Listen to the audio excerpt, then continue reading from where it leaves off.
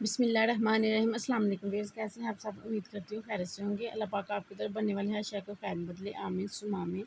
My self रियत बसम। आज की वीडियो में हम डिस्कस करेंगे क्लास 10th के चैप्टर नंबर 1 की। ठीक है, चैप्टर नंबर 1 के सबसे पहले हम क्वाड्रेटिक इक्वेशन देखें, क्योंकि अगर चैप्टर नंबर 1 के एक्सरसाइज 1.1 को हमने सॉल्व करना है तो उसके लिए हमें क्वाड्रेटिक इक्वेशन के बारे में जानना बहुत ज़रूरी है। जब तक हम क्वाड्रेटिक इक्वेशन को नहीं समझेंगे, उसकी डेफिनेशन को नहीं जानेंगे, तब तक हम क्वाड्रेटिक इक्वेशन सॉल्व नहीं कर सकते। ठीक है, तो सबसे पहले हम इसकी डेफिनेशन की तरफ जाते हैं, लेकिन डेफिनेशन की तरफ जाने से पहले मेरी आप सबसे रिक्वेस्ट है, अगर आप चैनल पे नए हैं तो चैनल को जरूर सब्सक्राइब कीजिएगा और बेल आइकन को प्रेस करना ना भूलिएगा, ताकि हर आने वाली इन्फॉर्मेटिव वीडियो सबसे पहले आप तक पहुँचे।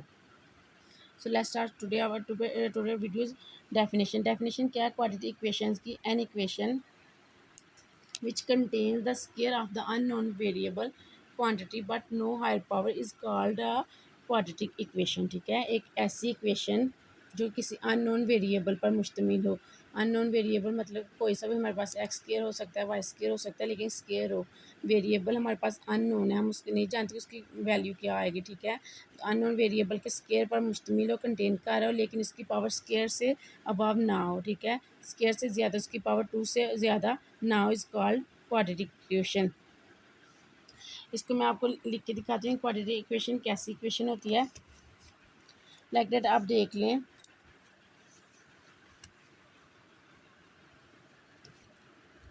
ए x square plus B x plus C is equal to zero. ठीक है, इस फॉर्म में अगर कोई इक्वेशन हमारे पास होगी तो हम उसे कहेंगे ये क्वाड्रेटिक इक्वेशन है, क्योंकि इसमें क्या है, हमारी जो डेफिनेशन की रिक्वायरमेंट्स है ये फुलफिल कर रहे हैं। क्या definition? An equation which contains the square of unknown variable. ठीक है, which contains the square, square contain कर हो अननोन वेरिएबल के। ठीक है, स्क्वायर कंटेन कर है बट नो हायर पावर, इसमें हायर पावर स्क्वायर से पावर अब ज़्यादा नहीं है। It is called quadratic equation. ठीक है, अब क्वाड्रेटिक इक्वेशन में क्या हमारे पास होता है, A is not equal to zero. A हमारे पास ज़ीरो नहीं होना चाहिए, इसकी कंडीशन है। ठीक है, सेकेंडली क्या, ए बी और सी जो है वो बिलोंग कर रहे होते हैं रियल नंबर से। ठीक है, ये हमारे पास क्वाड्रेटिक इक्वेशन में कंडीशन होता है कि जो ए है ये हमारे पास is not equal to zero होना चाहिए। ये जो इक्वेशन है हमारे पास, ठीक है, ये जो इक्वेशन हमारे पास आई है ना, ए एक्स के पर is called, this is called general form और स्टैंडर्ड फॉर्म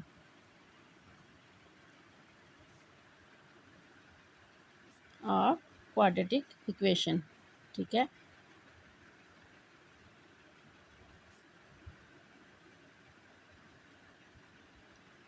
ठीक है, ये हमारे पास जनरल फॉर्म है। ठीक है, अब हमारे पास, अब हमने क्या देखना है, ये जो ए है ये हमारे पास कोफिशिएंट है। A is coefficient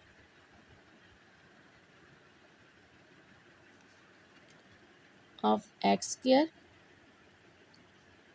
B is coefficient of X and C is constant.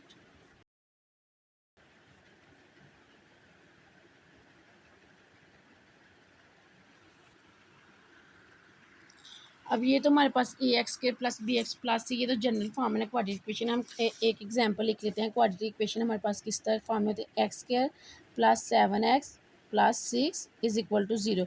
ये जो बेसिकली होते हैं ये हमारे पास इक्वेशंस होते हैं क्वाड्रेटिक इक्वेशन, लेकिन ये जो है ये जनरल फॉर्म है यानी। ठीक है, इसके साथ अब ये देखिए ए है ना, ए के ए से कंपेयर करेंगे तो ए इज इक्वल टू 1 आ जाएगा, बी इज इक्वल टू 7 आ गया और सी के इक्वल 6 आ गया। ठीक है, कांस्टेंट टर्म 6 आ गई हमारे पास। तो ये हमारे पास क्वाड्रेटिक इक्वेशन कहलाती है।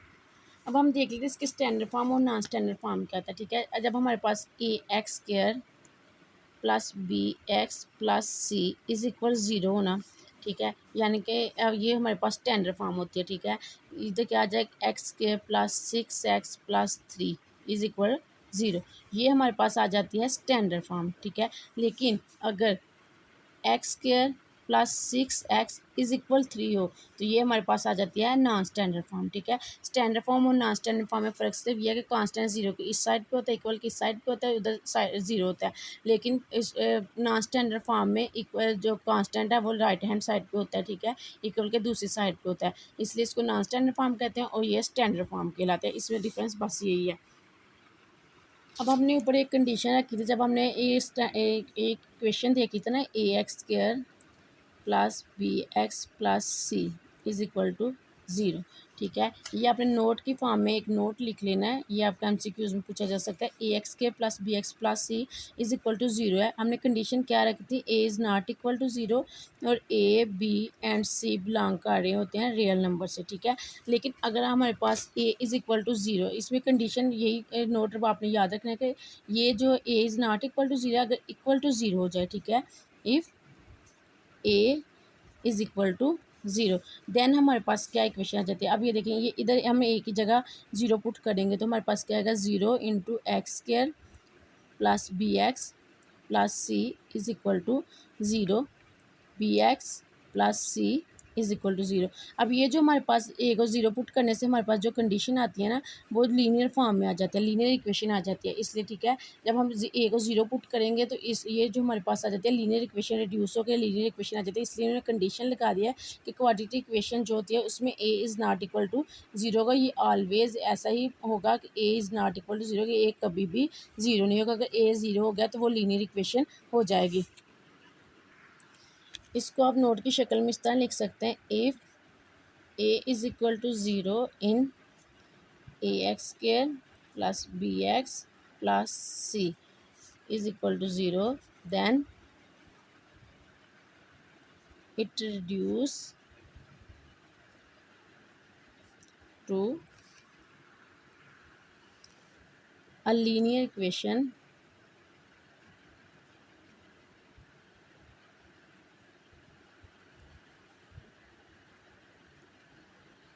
B x plus C is equal to zero. ये वही चीज़ है जो मैंने आपको पीछे बताई कि अगर A is equal to zero हो हमारे पास, तो हम ए की जगह ज़ीरो पुट करेंगे। देखिए, जब हम ए को ज़ीरो पुट करेंगे तो हमारे पास b x plus C is equal to zero आ जाएगा, क्योंकि ए की जगह ज़ीरो पुट करेंगे तो वो ज़ीरो हो जाएगा साइड टर्म, तो हमारे पास बी एक्स प्लस सी आ जाएगा। इसी बात को हमने इसमें रिटर्न फॉर्म में इस तरह लिख लेना है कि A is equal to zero ने ए एक्स के plus B x plus C is equal to zero, then it reduce to a linear equation B x plus C is equal to zero. ठीक है, अब इसकी एक और condition हो जाती है, अगर हमारे पास a is not equal to zero, तो ये तो इन्होंने क्वाड्रेटिक इक्वेशन कंडीशन लगा दिया। लेकिन अगर सम टाइम और A is equal to zero के लिए भी मैंने बता दिया कि हमारे पास क्या हो जाएगा कि ये लीनियर इक्वेशन में तब्दील हो जाएगी। ठीक है, लेकिन अगर हमारे पास b is equal to zero हो जाए तो फिर क्या होगा,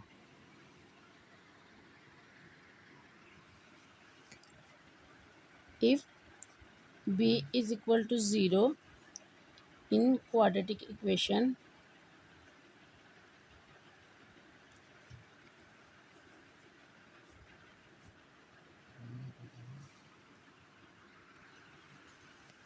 if b is equal to 0 in quadratic equation ax square plus B x plus C is equal to zero. ठीक है, जब ये हम इसको बी को ज़ीरो कर देंगे तो हमारे पास क्या आ जाएगा, a x square plus C is equal to zero आ जाएगा। ठीक है, ये हमारे पास बच जाएगा क्योंकि हमने इसकी जगह ज़ीरो पुट कर दिया। जब हमने ज़ीरो पुट करेंगे तो हमारे पास क्या बच गया, a x square plus C is equal to zero.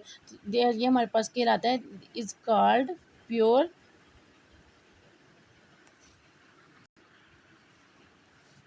Pure quadratic equation. ठीक है, एग्जाम्पल के तौर पे आप देख सकते हैं, फॉर एग्जाम्पल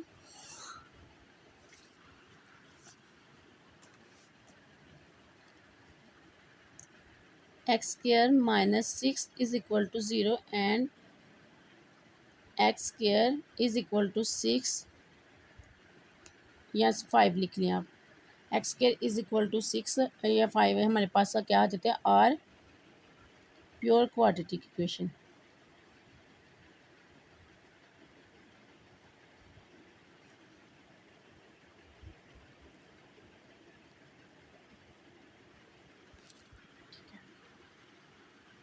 आगे समझ आपका आई होप कि आपको समझ आ गई होगी। हर चीज़ डिटेल के साथ बताइए। इस आज की सिंपली वीडियो में हम डिस्कस क्या किया था।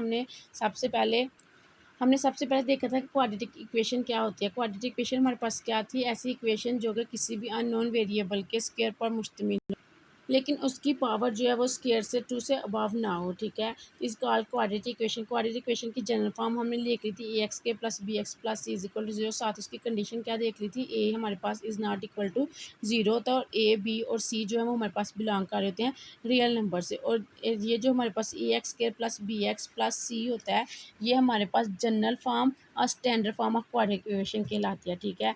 हियर जो हमारे पास ए होता है वो कोफिशिएंट होता है एक्स स्क्वायर का, जो बी है वो हमारे पास कोफिशिएंट था एक्स का, और सी हमारे पास कांस्टेंट टर्म होते हैं। इसके एग्जांपल के तौर पे हमने एक इक्वेशन लिखी थी, x square plus 7x plus 6 is equal to zero.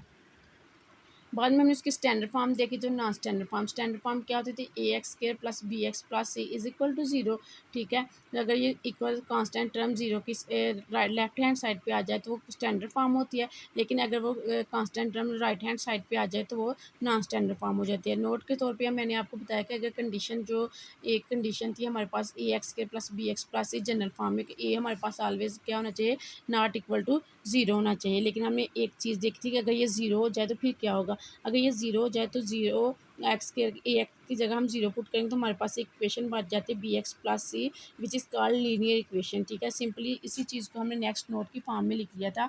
If A is equal to zero in A x square plus B x plus C is equal to zero, then it reduce to a linear equation. यानी कि अगर ए को हम zero put कर लेते तो हमारे पास linear equation आ जाती है, वो क्वाड्रेटिक इक्वेशन नहीं रहती। इसलिए उन्हें क्वाड्रेटिक इक्वेशन में A is not equal to zero condition लगा दी है।